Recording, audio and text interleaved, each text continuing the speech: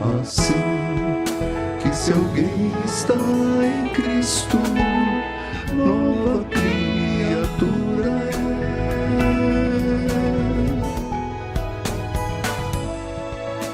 é. As coisas velhas já passaram, tudo se fez novo.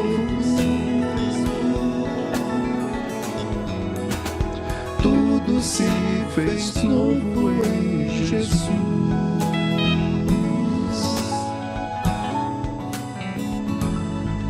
Assim que se alguém está em Cristo, nova criatura é.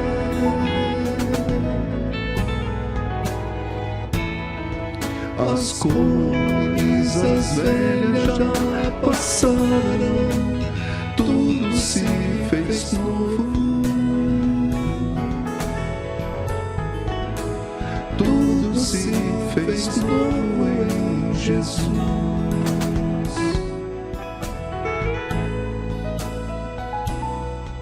Aquele que não poupou seu filho, antes o entregou na cruz.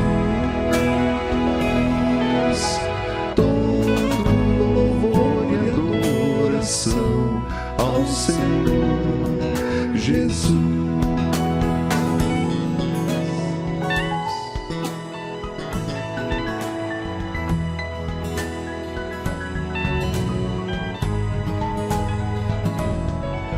Assim que se alguém está em Cristo, nova criatura é.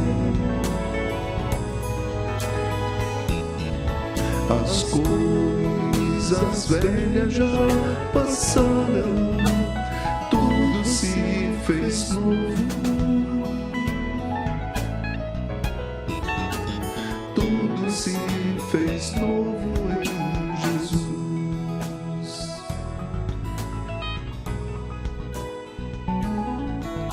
Assim, os temas que o próprio Tiago nos levanta aqui. E aí eu quero propor um tema geral. Qual é a verdadeira religião de Jesus? Qual é a preocupação do apóstolo Tiago? E depois nós vamos ver quem é essa pessoa, né?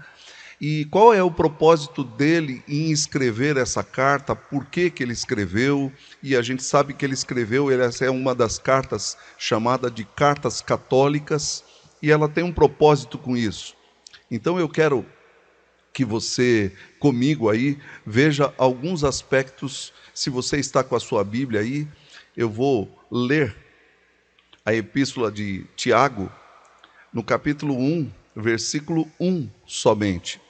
Então diz assim: Tiago, servo de Deus e do Senhor Jesus Cristo, para as 12 tribos que se encontram na dispersão, saudações. Parece que a ideia de Tiago aqui é escrever para todo o povo de Deus. 12 tribos nos lembra o povo de Israel, para que as pessoas que estavam dispersas. E eu creio que é uma carta muito apropriada para nós hoje. Se você está meio disperso, não sabendo direção, a epístola de Tiago pode nos ajudar numa série de questões. Então quero trabalhar aqui uma espécie de introdução com vocês, porque quando eu vou tirar a minha webcam aqui, tá? Para que você possa visualizar os slides de maneira melhor, tá bom? Então, eu ainda estou aqui, estou falando, tá? Então, para a gente ver alguns aspectos aqui. Por que a verdadeira religião? Nós precisamos notar que nós estamos num momento muito estranho de toda a cristandade. Isso não é novo, a igreja já esteve embaixo, Israel já esteve embaixo, como nós vamos ver. E a resposta que eu teria para dar para você é porque a religião verdadeira está morrendo. Por favor, não quero que você entenda que eu estou dizendo que a religião morreu. Não. Mas a religiosidade que nós temos hoje, ela está em declínio. Claro que existem os verdadeiros cristãos, existem pessoas que Deus transformou, que estão erradas, existem pessoas que Deus transformou, que estão corretas, estão certas na sua ética, na sua atitude, mas a religião, a ideia da religião, nós estamos em baixa. Por quê? Porque o que está acontecendo não somente no Brasil, mas no mundo inteiro, nós estamos numa era pós-cristã. Nós chamamos isso de uma cultura pós-cristã. Essa cultura pós-cristã é uma cultura que precisa ser vista do ponto de vista de vários aspectos. Tiago levanta isso, provavelmente na época dele, quando houve grande perseguição no primeiro século, e todos os cristãos, a partir de Atos capítulo 8, foram dispersos. Ele escreve para que as pessoas possam focar de maneira correta. Mas olhemos um pouco para essa cultura pós-cristã. Isso significa que os valores conquistados que nós temos pela reforma, como a liberdade, morreram. Por exemplo, liberdade é uma coisa que a reforma trouxe para que a gente pudesse se expressar, mas isso está virando uma coisa sem tamanho, a gente não consegue dimensionar, não consegue reter. Então, a liberdade em si morreu. Eu poderia chamar isso de liberdade de muitas formas, a liberdade de se expressar, a liberdade de buscar ideias, de pensar contrário, de pensar certo, a liberdade. Mas isso está morrendo. Por quê? Porque a liberdade está sendo tolhida em vários aspectos. Não somente da religião, mas em outras áreas, a liberdade virou uma libertinagem. Eu quero fazer o que eu quero. A igreja como instituição também está morrendo. Se você olhar, a maioria das denominações, inclusive a nossa, ano após ano, nós temos tido um declínio de pessoas que querem fazer o seu batismo, a sua profissão de fé e uma série de outras coisas. O Francis Schaeffer tinha previsto isso, ele morreu em 84, e ele disse o seguinte, meus queridos irmãos: nós vivemos em um mundo pós-cristão. Qual deveria ser a nossa perspectiva como indivíduos, como cristãos ortodoxos, como aqueles que alegam acreditar na Bíblia? Como devemos olhar para este mundo pós-cristão e nos comportar como cristãos nele? Esse é o problema e o dilema do homem cristão moderno. E a gente está num mundo pós-cristão. Isso aconteceu na Europa, a Europa foi totalmente reformada, mas ela abandonou os princípios da Bíblia. E nós estamos vivendo isso também na América. Primeiro na América do Norte, onde estão os Estados Unidos, o Canadá, e agora na América Latina nós estamos vivendo isso. Por quê? Porque muitos cristãos não estão nem aí com os princípios da Bíblia, não estão nem aí com esse mundo. Então a verdadeira religião, ela está em declínio. Por quê? Por causa de toda essa situação. Ele ainda afirma: a igreja em nossa geração precisa de reforma, reavivamento e revolução construtiva. Isso ele disse na Morte na Cidade, na página 11 do livro de Francis Schaeffer. Eu estou trazendo aqui para vocês porque eu sei que a maioria dos irmãos nunca leram Francis Schaeffer, mas ele era como uma espécie de profeta que estava prevendo que se a igreja não tomasse cuidado, nós teríamos as nossas gerações uma cultura completamente dissociada do verdadeiro evangelho, do verdadeiro Cristo. Continuemos aí a nossa perspectiva. Quando você olha a perspectiva, o homem perdeu-se dentro da cultura pós-cristã. As pessoas não sabem mais como lidar com isso. A religião está falida em muitos aspectos. Eu coloquei 4 aqui. A primeiro é que as instituições estão perdendo membros ano após ano. Não precisa ir muito longe, basta olhar para a nossa igreja presbiteriana. Você vai perceber que poucas pessoas estão atrás de Cristo. Às vezes elas querem a igreja para um status, dizendo assim, eu sou evangélico, eu sou cristão, mas não tem compromisso nenhum com Deus, não tem compromisso nenhum. Eu acho que todos os irmãos que estão me ouvindo sabem que eu parei de fazer casamentos por causa disso. As pessoas procuravam a igreja, queriam um pastor que pregasse umas palavras bonitas, mas compromisso com Jesus, ninguém quer. E eu não fazia casamento só por causa do compromisso com Jesus, mas eu percebi que as pessoas estavam usando a igreja como uma espécie de status quo dentro da realidade. E isso eu não posso aceitar. Esse é o grande problema em que nós vivemos hoje. Em segundo lugar, a igreja na América Latina, em especial, está se deteriorando em suas doutrinas. Se nós olharmos, e você olhar, basta dar uma olhada aí no Google, no YouTube, os escândalos que nós estamos vendo na igreja na América Latina. Pastores que só pensam em ganhar dinheiro, pastores que deterioram as suas igrejas com ensinos que não são bíblicos. Então isso sem falar na ética e o comportamento do povo de Deus, que está cada vez menos cristão. É como se nós estivéssemos vivendo uma época em que o comportamento dos cristãos, o que os cristãos estão falando, não tem nada a ver com Jesus Cristo. E aí a gente diz que nós somos cristãos. É isso que eu estou apontando, essa ética, esse comportamento que não tem nada a ver com a verdadeira religião de Cristo. Tanto é que eu vi uma foto, só para os irmãos, se você quiser, você pode procurar isso está na internet, mas em 1980, uma igreja, aí eu não vou dizer o nome, mas todos eles estavam orando de joelhos pedindo pelo governo. Hoje, essa mesma igreja estava fazendo armas assim, procurando dizer que nós somos daqueles que querem as armas. Não, tem alguma coisa errada com isso. A ética, o comportamento dos cristãos não tem nada a ver com Jesus Cristo.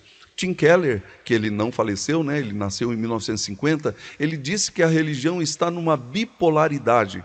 Vejamos, ele diz assim, resumindo, o mundo está polarizado no que diz respeito à religião, tornando-se ao mesmo tempo mais e menos religioso.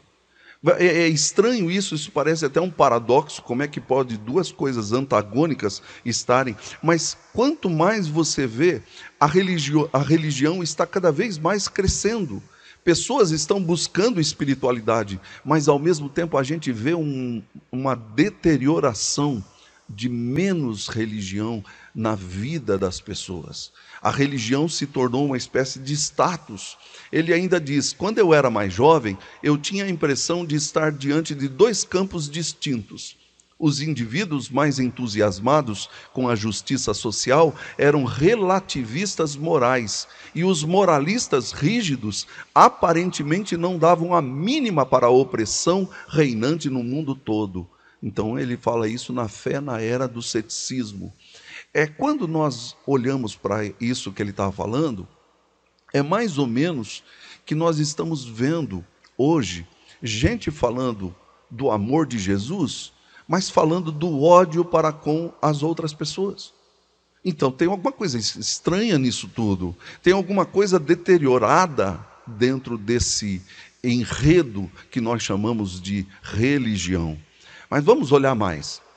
Jeremias, quando ele estava pregando, e ele é aquele profeta, o último profeta do bastião, né? Ali de Israel, antes do exílio de Babilônia. Ele viu os exércitos de Babilônia entrando dentro de Israel. E quando ele estava ali, ele disse nas suas lamentações de Jeremias: como está abandonada Jerusalém, a cidade que antes vivia cheia de gente. Ela era respeitada no mundo inteiro, mas agora parece uma viúva. A rainha entre as nações hoje não passa de uma escrava. Olha, as palavras de Jeremias têm um peso tremendo para nós, porque isso parece a religião. Porque quando a gente apresenta Jesus Cristo para as pessoas, todo mundo fica encantado, mas fala para alguém ir à igreja. Você vai perceber que as pessoas não têm a mínima vontade de buscar a Deus numa igreja. Por quê? Não é por causa de Jesus, é por causa dos cristãos que ali vivem. Eles não são dignos de ser confiáveis, e é por isso, se eles não são dignos de ser confiáveis, nós não podemos acreditar na palavra deles. E nós estamos vivendo um declínio disso tudo. Mas Jeremias diz mais: a sua imundícia, falando de Jerusalém, está nas suas saias. Ela não pensava no seu fim, por isso caiu de modo espantoso e não tem quem a console. Vê, Senhor, a minha aflição, porque o inimigo se torna insolente. Você já percebeu quanta coisa errada existem nessas igrejas, nas igrejas que nós estamos vivendo? Nós estamos vivendo uma época em que homens de Deus, mulheres de Deus, não buscam mais a Deus. E aí, Jeremias estava dizendo aí, olha, a imundícia estava nas suas saias, como se Jerusalém ou o povo de Israel fosse uma mulher que estava cheia de pecados nas suas roupas. Será que não é esse o quadro que a igreja está passando hoje? Ela não pensava no seu fim, por isso caiu de modo espantoso. Ele está falando de Israel. E será que nós não podemos dizer a mesma coisa da igreja? Olhe os escândalos que nós estamos envolvidos dentro da igreja hoje. A igreja envolvida com coisas erradas do governo. No Rio de Janeiro nós temos visto pastores presos. Uma pastora que mandou matar o marido, vocês sabem disso, eu não quero falar mal dessas pessoas, mas o juízo de Deus tem caído sobre a casa de Deus. E é por isso que a gente precisa falar da verdadeira religião de Cristo, de Jesus Cristo. Aí Jeremias faz um apelo: vê, Senhor, a minha aflição, porque o inimigo se torna insolente. Cada vez mais, quando nós não vivemos o verdadeiro cristianismo, o inimigo se levanta. E se levanta falando que nós somos daqueles que são piores do que os inimigos deles. E aí eu quero dizer que está faltando uma série de coisas do próprio Cristo em nós. Mas vamos dar uma olhadinha agora para o mapa do livro de Tiago. Eu quero que você olhe por que a verdadeira religião de Jesus. Eu quero destacar aqui que a igreja está deteriorada. Eu já disse isso, mas eu quero dizer, se religião é religar, hoje ela não religa nada, ela afasta as pessoas. Certa vez eu estava conversando com uma pessoa e eu falei assim: escuta, por que você não vai à igreja? Vamos lá, você vai buscar Deus, vai ouvir a palavra de Deus. Ele disse assim: para que eu vou lá? As pessoas vão me julgar, as pessoas vão falar mal de mim por causa da minha vida errada que eu tenho. E eu vou me sentir extremamente mal. Então eu prefiro só ouvir você aqui. Eu gosto de Jesus, mas não gosto de igreja. Eu gosto de Deus, mas eu não gosto das pessoas que estão na igreja. A religião, que era para religar, ela está virando um afastar de Deus. Afastar as pessoas de Deus. E por isso que eu estou fazendo essa reflexão aqui. Eu não quero simplesmente atirar na igreja. Eu vivo com a igreja, eu ando com a igreja, mas eu quero dizer para você que a igreja está deteriorada pelo testemunho dos cristãos que nós estamos vivendo nos nossos dias. Em terceiro lugar, nós precisamos de reforma. O que Lutero fez lá com a Igreja Católica, ele não queria destruir a Igreja Católica, não queria acabar com a Igreja Católica, mas queria que o Papa entendesse que ele estava fora da igreja, que ele estava fora do cristianismo de Cristo. E hoje, quantas igrejas não estão assim? Até mesmo a nossa, se nós estivermos pensando que ser religioso é apenas fazer profissão de fé ou apenas ser batizado, nós estamos precisando de reforma, de voltar para Deus e de andar com Deus. E com isso, a gente precisa juntar reforma e reavivamento. O Espírito Santo precisa transformar a nossa vida, avivar o nosso coração que está morto por causa dos nossos delitos e pecados. A transformação no Espírito de Deus, somente o Espírito de Deus pode fazer isso em nós. E, em quarto lugar, Tiago nos aponta uma religião não só de palavras, mas de vida. E eu creio que aqui está o cerne de tudo que eu vou falar. Vocês vão ver que nós vamos fazer um mapa do livro e nós vamos ver alguns temas de Tiago que são muito relevantes nos nossos dias e que nós estamos nos esquecendo. O mapa de Tiago, que a gente faz com respeito a uma espécie de exegese no texto de Tiago, é uma maneira de a gente entender qual é, talvez, o cerne de tudo que ele está pregando ou está falando. Olha o verso que nós temos aí, que se encontra em Tiago 1, 26 e 27. Se alguém supõe ser religioso, deixando de refrear a língua, antes enganando o próprio coração, a sua religião é vã.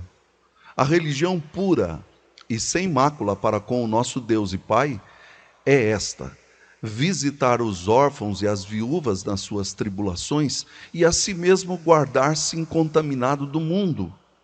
Veja bem, quando você olha esse texto, é por isso que eu estou amarrando todas as minhas palestras dentro dessa ideia da religião pura e sem mácula.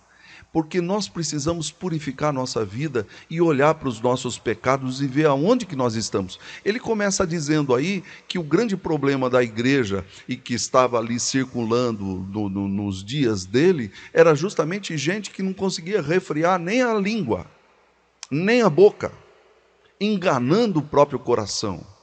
E ele diz que esse tipo de religião é uma religião vã, é uma religião fútil, é uma religião que não dá para pegar, é como vento.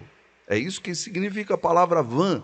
A religião pura é uma religião que visita aqueles que precisam, que vai atrás daqueles que são necessitados. E aqui ele usa dois exemplos, os órfãos e as viúvas, nas suas tribulações. A gente não precisa ir atrás quando tudo está bem, a gente precisa ir atrás de pessoas quando tudo está mal.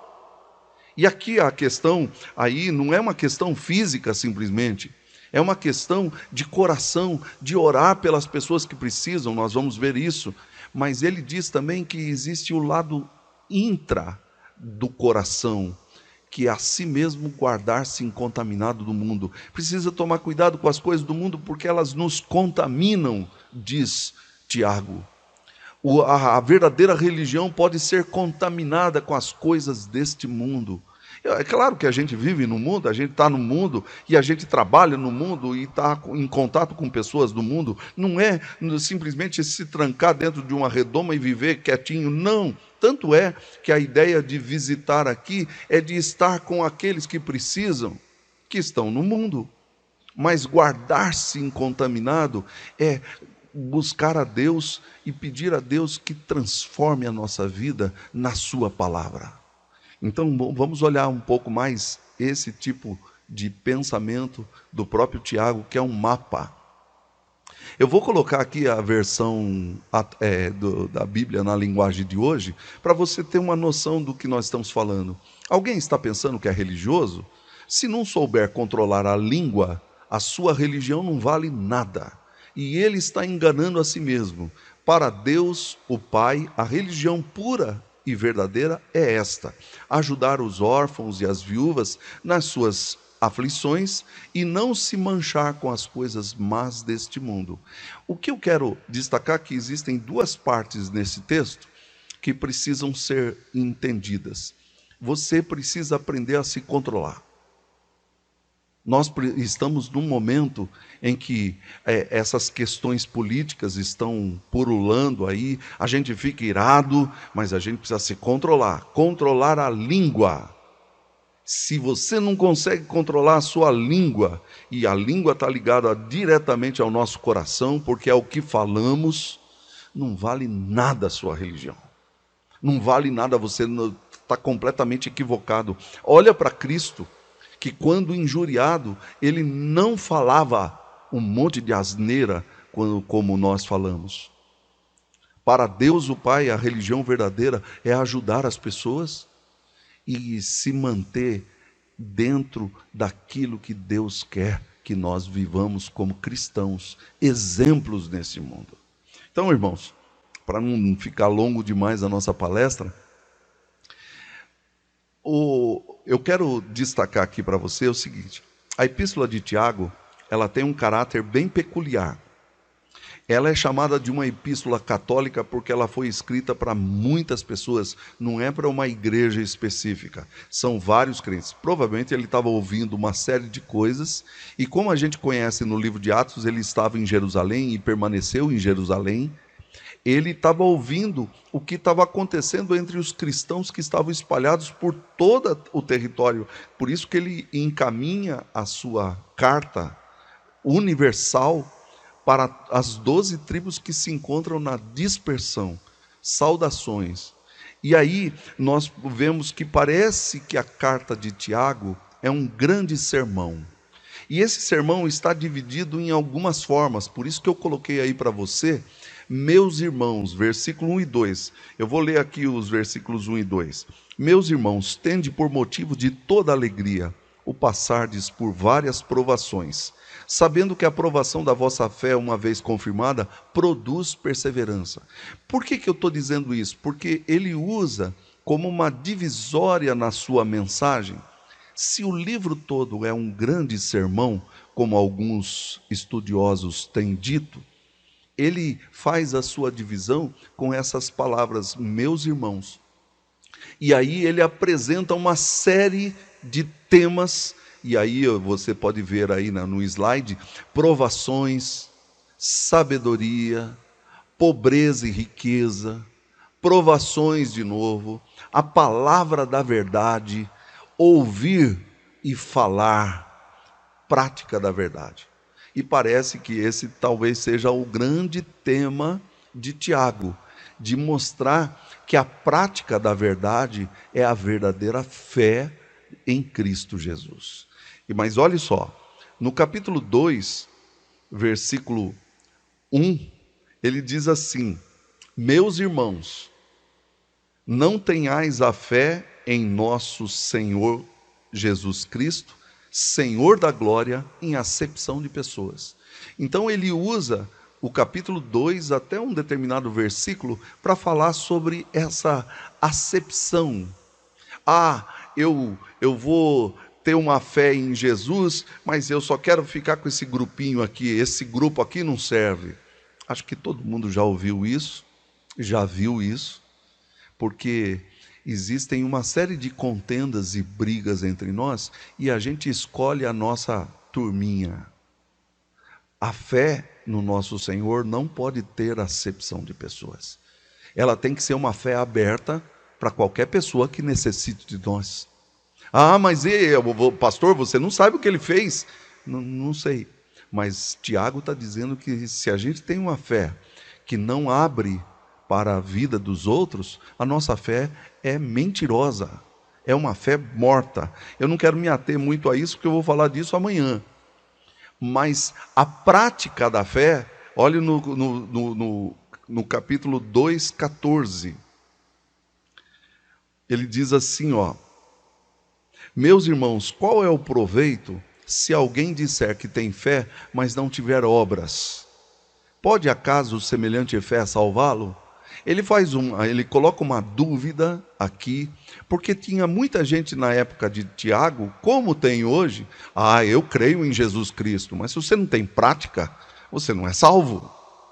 Tem alguma coisa errada, porque aquele que foi plantado por Deus tem que dar frutos, e ele vai trabalhar justamente essa questão. Então nós estamos fazendo apenas um mapa do livro. Capítulo 3, versículo 1. Meus irmãos, não vos torneis muito de vós mestres, sabendo que havemos de receber maior juízo. Ele vai entrar na questão do falar, porque mestre é aquele que ensina os outros, mas ensina de que jeito? Só falando ou praticando também? Então ele vai entrar na questão do falar, do pronunciar, mas também da questão de sabedoria, Quem tem a sabedoria de Deus fala coisas boas. Quem não tem sabedoria de Deus e provavelmente não é de Deus, fala coisas perigosas. E aí ele vai entrar nas brigas, no falar contra os outros. E aí ele entra também na questão dos projetos. Eu vou fazer isso, está falando, né? Eu vou fazer aquilo. Mas se Deus quiser, tudo está debaixo da soberania gloriosa de Deus. E aí ele faz aí, até o próximo, meus irmãos, uma crítica aos ricos. Por quê? Porque Tiago sabia que geralmente eram os ricos que levavam as pessoas para os tribunais. Ele faz essa crítica aí no livro dele, dizendo assim: olha, ai de vós os ricos, que retendes o salário dos jornaleiros, daqueles que trabalhavam por dia. Então ele diz que um cristão verdadeiro precisa ter paciência. Está vendo como Tiago é prático? Capítulo 5, verso 12, é o próximo, meus irmãos, que ele tem. Deixa eu abrir aqui para vocês, aqui, ó. Capítulo 5, verso 12. E aí nós estamos chegando perto do fim aqui, né? Acima de tudo, porém, meus irmãos, não jureis nem pelo céu, nem pela terra, nem por qualquer outro voto, antes seja o vosso sim, sim, e o vosso não, não, para não cairdes em juízo. O que Tiago está levantando agora, de novo, é o falar. Parece que o grande problema, que a gente chama isso de o problema por detrás de todos os problemas, era a língua das pessoas. Gente que estava jurando e mentindo com o seu juramento. Então ele diz que a nossa palavra tem que ser sim, sim, não, não. O próprio Jesus falou sobre isso. Mas aí ele entra também na questão de sofrimento. Aí ele pergunta: está alguém entre vós sofrendo? Faça oração. Está alguém alegre? Cante louvores. E aí ele diz no final, para a gente confessar os nossos pecados. Verso 16 diz assim: confessai, pois, os vossos pecados uns aos outros, orai uns pelos outros, para serdes curados.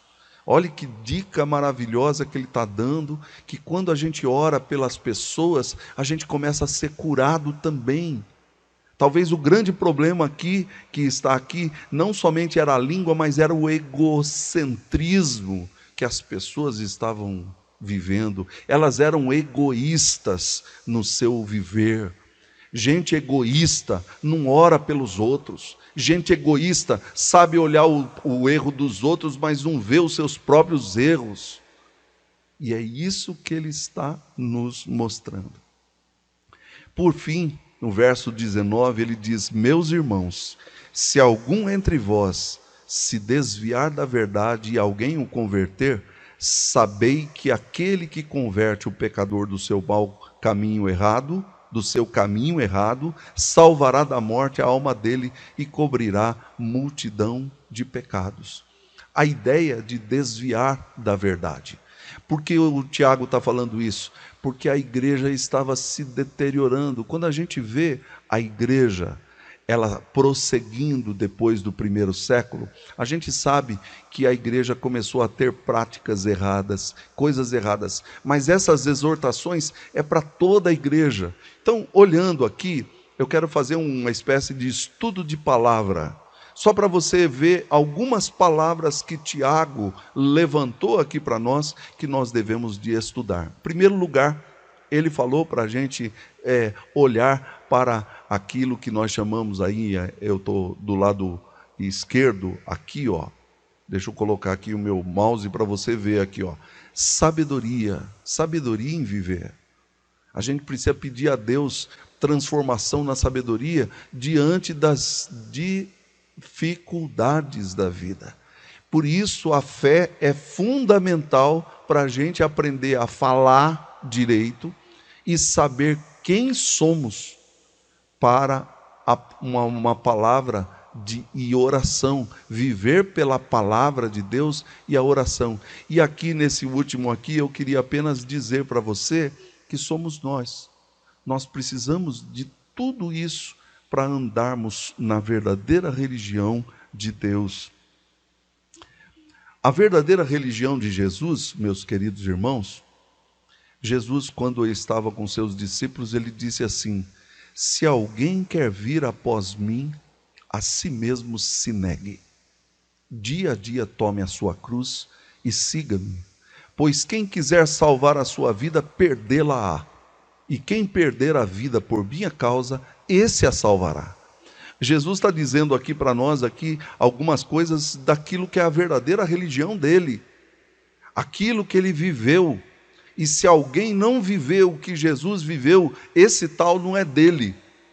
Então, se você está aqui para viver no bem bom, desculpe, provavelmente você não é cristão. Porque o cristão vai pelo caminho do sofrimento de Cristo. Se alguém quer vir atrás de mim, primeiro, negue a si mesmo. Você precisa dizer não a você e sim a Deus. Dia a dia, constantemente, tome a sua cruz e siga-me, disse Jesus. Ande atrás de mim, aonde eu for. Ah, tem dias alegres? Tem, aleluia, glória a Deus. Mas tem dias tristes também. Tem dias que são difíceis. Tem dias que a gente não tem vontade de fazer muita coisa devido ao que está acontecendo. Mas Jesus não desistiu, e eu quero que eu e você, ou você e eu também, não desistamos da vida que Jesus nos propõe. Quem quiser salvar, tem que perder. Você quer salvar, você vai ter que perder. Perder um monte de coisa. Perder a vida que o mundo oferece. Perder essas coisas todas, essa alegria tão passageira que as pessoas têm no carnaval. Porque quem perder a vida por minha causa, esse a salvará a vida dele. Salvará a vida dele. Eu quero terminar aqui essa exposição, meus queridos irmãos, dizendo a você que nós estamos diante do nosso Deus. Deixa eu voltar aqui a minha tela, né? Isso, só um minuto. Nós estamos diante do nosso Deus. Eu quero orar pela sua vida nesse instante e buscar o Senhor. Pai, nós queremos te colocar agora a nossa vida. Vem fazer uma reforma em nós, Senhor. Ajuda-nos diante de tantos absurdos que temos visto na religião, mas dá-nos a religião verdadeira, a religião do Senhor Jesus. Aquilo que nós chamamos de a espiritualidade do Senhor. Nós pedimos que o Senhor nos ajude, nos transforme e mexe com o nosso coração. Dá-nos ousadia no Espírito do Senhor. Em nome de Jesus. Amém. Até amanhã, se Deus quiser, graça e paz.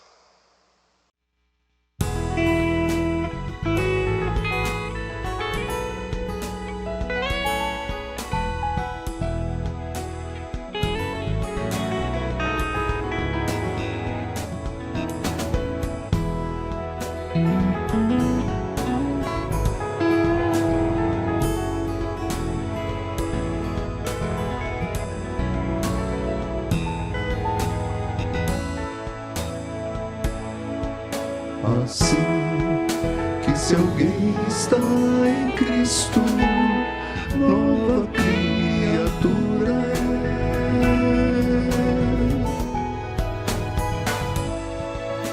é. As coisas velhas já passaram, tudo se fez novo.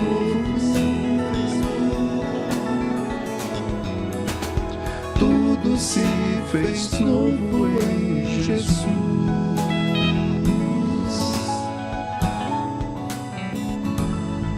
Assim que se alguém está em Cristo, nova criatura é.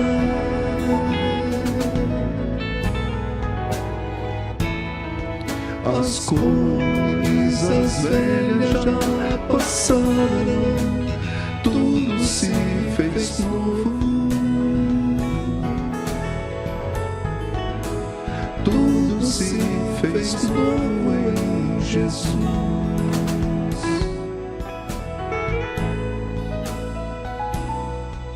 Aquele que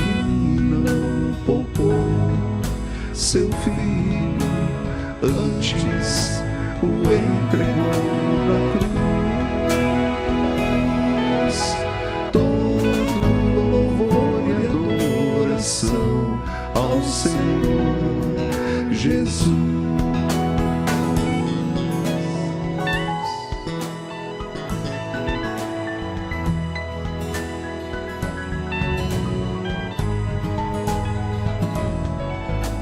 Assim que se alguém está em Cristo, nova criatura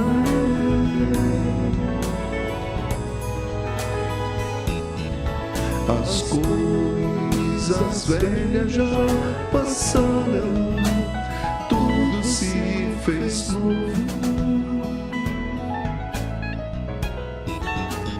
Tudo se fez novo.